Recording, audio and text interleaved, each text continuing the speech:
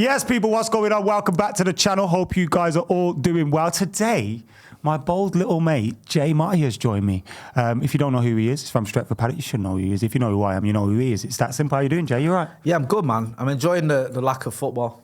Yeah, it's good, isn't it? It's nice to have that break and not be angry on a Sunday morning or a Monday morning, depending when the game is. We've had two of those weekends where, because I think one weekend we played on the Monday, and then we had the weekend recently where there's no football. It's just nice, isn't it? What did you do with your weekend, United free weekend? Not a lot, to be honest with you, bro. Like, my lad's game was off, so that we didn't have to go there.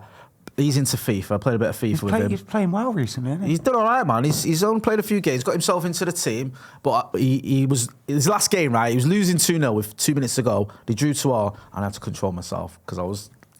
Yes. We used Fergie on the side. You Brian Kidd on the touchline. Like actually, all the other little 8-year-olds. I had to calm it down a little bit. So yeah, it was a proper chilled one, bro. Didn't really do much, to be honest with you. What we have seen though over the last week or two, there's been a lot of change in terms of Manchester United's above the players, above the managers. We've seen Omar Barata. Loved him. I've always loved that kid. Can't believe we've got him. I love a Barata. Yeah. So he's got to be good. Omar Barata's coming from City, so we've got a new CEO. You've seen Dave Brailsford quit his job with the cycling and all that. Ineos Grenadiers, I think they're called. Yeah, Grenadiers. I was going to say something, but I don't know if it's actually... There was a thing with Team Sky and that. Were Ineos involved with that? I choose to believe they weren't. Okay, yeah, that's fine. But yeah, what we're going to talk about is what Erik ten Hag needs to fix to kind of impress these guys and to keep his job between now and the end of the season. I'm not suggesting he's going to be sacked anytime soon. I don't want him to be. No. But the way things have gone this season, if he doesn't impress between now and the end of the season, he could be staring at P45, isn't that 100%, man. Like, they're not going to make all these changes and then leave a manager in who isn't doing a good job at the helm. That's just not going to happen. So usually when a new owner comes in, the first thing they do is to get rid of the manager. Look at Todd Boehly. I know he gave Thomas Tuchel a little while, but you knew he didn't fancy him. And Tuchel had won the Champions League, 16 months earlier?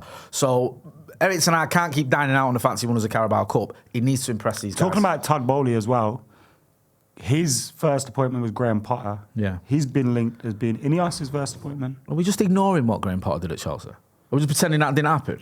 Is it, again, take the manager out of the situation, is it not like Ten Hag at United, though, where it's kind of the problems are bigger than him? I understand your point. My issue with Graham Potter is I feel like when you come into... I'm not campaigning for Potter. I know you're not. I know you're not, 100%. I feel like when you come into Manchester United, you've got to have something there. The players are going to listen to you because... The players listen to Ole because he was a United legend and he did well as a caretaker. The players listen to Van Gaal because he'd won the lot. Jose had won the lot. Ralph Rangnick, they didn't really listen to him.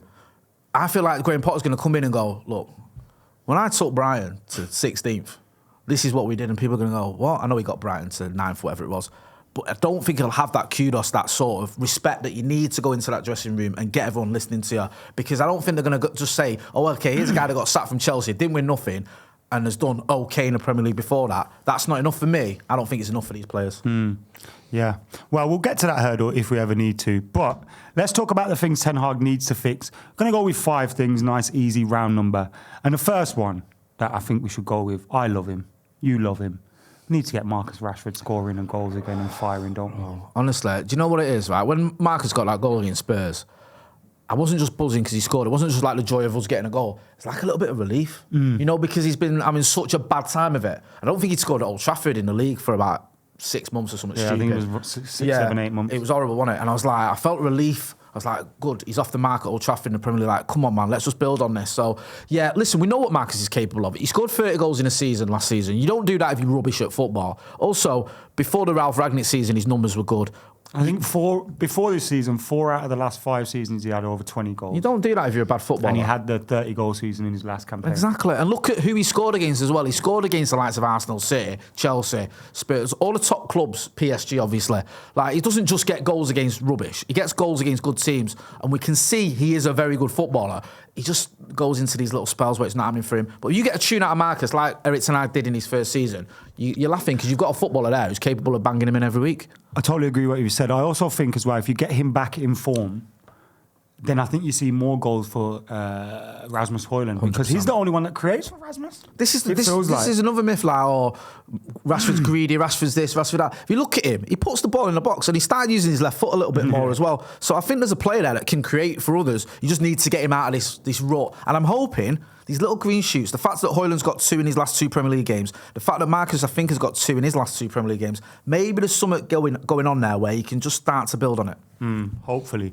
In at number 2, this defence needs sorted, but how good has it been to see Lissandro back? Because he could be the one that resolves it. Even that little cameo against Spurs, you can just see the quality, can't you? The Megs, you see the Megs? He just looks like he's got... he plays like he's got an extra second on the ball than everyone else. He's got that extra bit of time because he just doesn't get rattled or fazed by anything. And some of our defenders do get rattled and he doesn't. So we've missed him. I've said this all along. I think he's our most important player under Erik Ten Hag. I'm not saying he's our best, but he's our most important player. Not to compare us to the Scousers, but he's kind of like Ten Hag's Van Dijk, isn't it? Just better. Like to Klopp. Just like a little bit better. Well, 10 times better. You're right. No, he is. He's integral to how we play. We want to play at the back. We need him there. I think he helped De Gea a lot of times last season. We've missed him. Plus this whole merry-go-round at the back. And I think there's a lot of players who've done all right. Johnny Evans, your boy, has played well, but he's not Lisandro Martinez. And also, he wasn't brought in to play every week. No. He was brought in to play maybe once a month. Exactly. You know, if that. Yeah. And I think Johnny Evans would admit that. He'd probably be thinking half time. Oh, didn't he more admit that to you when you met him? Yeah. And he didn't expect to be starting this many games. No, and he shouldn't by rights, but he's done a good job. But listen, Lisandro Martinez for me is one of the best centre-backs in the Premier League, and I'm buzzing he's back. And now Erik Ten Hag has to get this working. And almost you've got no excuses. Luke Shaw's possibly back. No. Wan-Bissaka, Diogo Dalot are there. Varane's been available. Yeah, like Maguire's on his way back, and I know I wouldn't start him, but he has started a lot this season. Yeah, he's done all right when he's been, to be fair. Yeah, we need to sort that defence out and what's in front of them as well. But hopefully with Casemiro returning and then Lissandro returning, we should be able to sort that out. Number 3, what do you think of Onana, Jay?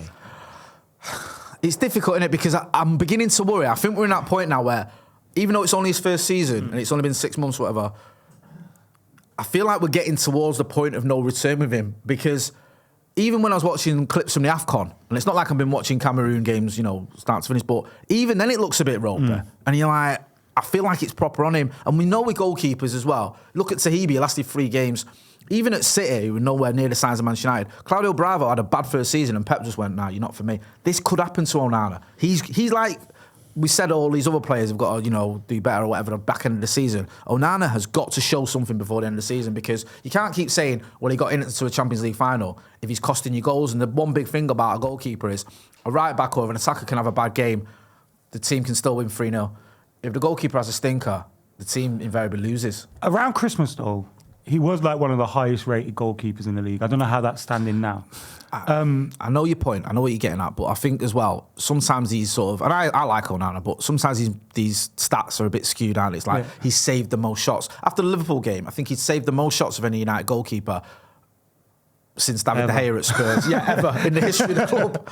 But it was like since David De Gea at Spurs, which you think he's great, but that was one of his easiest games. Yeah. Like every shot was more or less straight at him from distance. So the defence in front of him, though, when you look at the amount of changes we've had, it's not easy. It can't help him. I don't think the defence in front of him helps. I don't think us trying at one point saying, right, we're going to constantly give it you and play out from the back. So other times where we just seem to sort of go long, can't help him. But the short and long of it is we need to get results between now and the end of the season. So you can't have a goalkeeper who's hemorrhaging goals. He's got to step up. I think he will, though. I still have faith in him, but it's a difficult time for him. Number 4, I thought, if the manager wants to impress these guys, and they're showing presence at the game now, Dave Brailsford and Jim Ratcliffe, and I'm sure Barata will be there soon, wishing we lose. Did you see his tweet?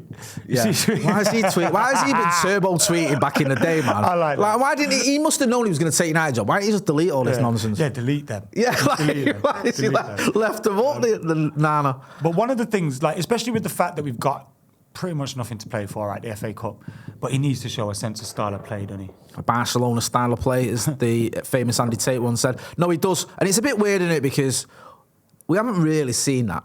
We've seen, obviously, last season was successful, finishing 3rd, winning the Carabao Cup, but it wasn't like I was watching the team going, okay, yeah, we're playing like Ajax. Now, the thing is, if you're winning football matches, no one cares. Did we care after the Carabao Cup final? Were we going, well, what's our style? The style was all right, though. It was all right. You scoring goals, you winning football matches. Everyone can live with that. It's when you stop winning matches that people go, what's our style? What are we doing? Because I used to watch Fergie. Fergie teams, we both did. And they'd have different games. You'd have different styles. Sometimes it's counter-attacking. Sometimes we'd be like pressing from the front. It wasn't like you had one set style throughout Sir Alex Ferguson's 26 and a half years.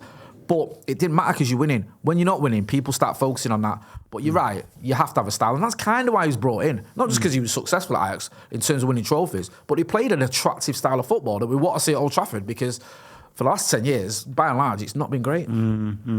Therefore, has to improve on that. And like showing some sort of cohesion in the team and the way... I think it helps when you get players back fit. And I think, not to make massive excuses, I think the injuries haven't helped at all. No. But having those players fit, then you have to see much more improvement. And the fact that we've hardly got any games means we should be showing signs that we're doing something on a training pitch. You know what? I was saying this to Ronaldo Brown a minute ago. Like, it pains me to say it, and forgive me for bringing this up on your channel, Macca, but I watched a little bit of like the Scouts at the weekend and Arsenal at the weekend. They weren't even that great, but then you see them scoring goals and just like winning comfortably, and you think, it's been a while since we've seen that. Do you know what I mean? Like, I can't remember the time when we just turned up and we're barely out of second game, we just comfortably won a football match. We need to get back to those days, man. One of the things as well, number 5, watching... I didn't go to the game against Spurs, but I was watching the game and the atmosphere was dead. Yeah, I was there. And I don't blame Manchester. I'm part of that as well. Obviously, I wasn't at that game, but I'm generally part of it on a week-by-week basis. And there has been kind of a like... We're shit, we know we are. We're just accepting that this... And I think they will want to see the ground transforming almost. Well, if they're there as well, and they seem to care about that sort of thing, because we know the Glazers never visit Old Trafford and they didn't notice when they were getting booed, let alone what was going on.